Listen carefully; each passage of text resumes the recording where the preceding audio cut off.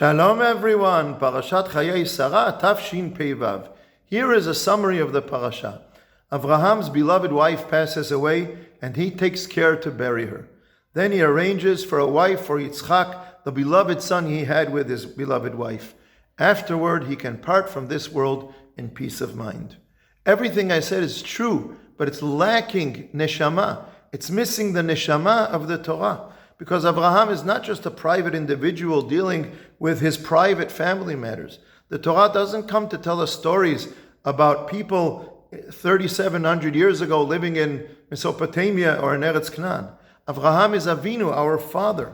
The Torah is teaching us that Maaseh Avot Siman Labanim, the deeds of the ancestors, are a sign for the children, teaching us what we should learn from Abraham. Abraham is the founder of Am Yisrael, the first generation. And he is already laying down the foundations for the generations to come to have a tradition, starting with the first inheritance of Am Yisrael and Eretz Yisrael, Me'arat HaMachpelah, where the Avot and the Imahot will be buried. For all generations, any Jew who comes there will connect to his roots, the roots of Am Yisrael. And Abraham doesn't stop there, he continues. He ensures the continuation of Am Yisrael by securing the next generation of Avot and Imahot.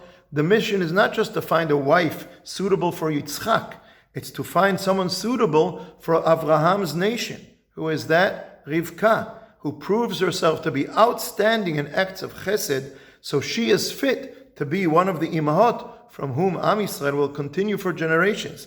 As the Gemara says in Masechet Yevamot, one of the defining traits of Am Yisrael is chesed.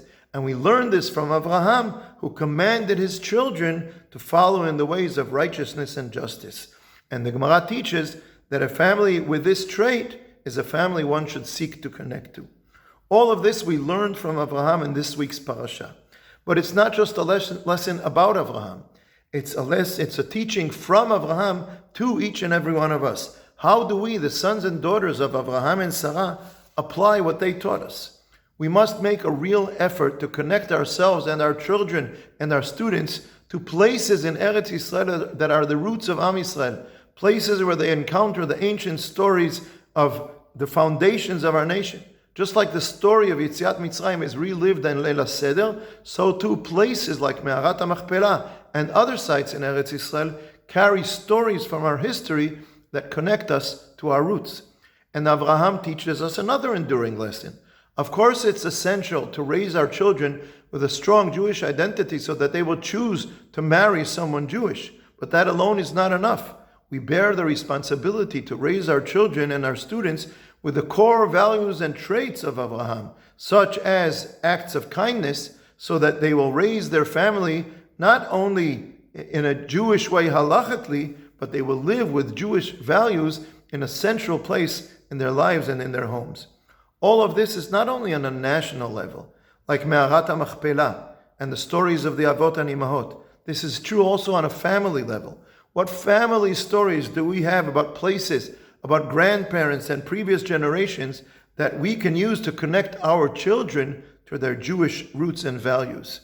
And how can we, like Yitzchak and Rivka, not only live as sons of Abraham and Sarah, sons and daughters of Abraham and Sarah, but also actively continue strengthening Am Yisrael, each and every one of us, by adding another stone to the building of Am Yisrael, so that our children and our students too will go on to add their stone to the ongoing building of Am Yisrael.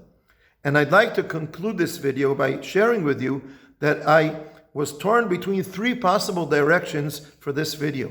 Three options that all center around Abraham's challenges in this week's parasha, and how those challenges and the way he dealt with them guide us in our challenges today. The story of Abraham, who lived 3,700 years ago, is deeply relevant and offers guidance for the challenges we face today as Am Yisrael in Eretz Yisrael. And this is not truly only about Abraham and not only about this parasha. The whole Torah, this 3,700-year-old Torah that we were privileged to receive, continues to be relevant and guiding in our lives today and in every generation. Shabbat Shalom.